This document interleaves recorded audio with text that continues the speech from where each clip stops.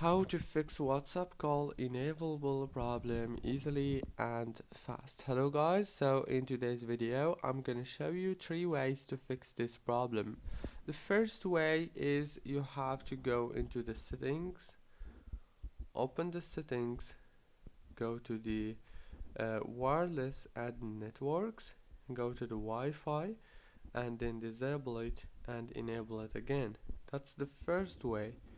The second way is you have to open the apps manager, go to the apps, go to the WhatsApp app and then click on this for stop and then go to the storage, click on clear cache, go back, click on data usage, make sure to disable all those options and enable them again.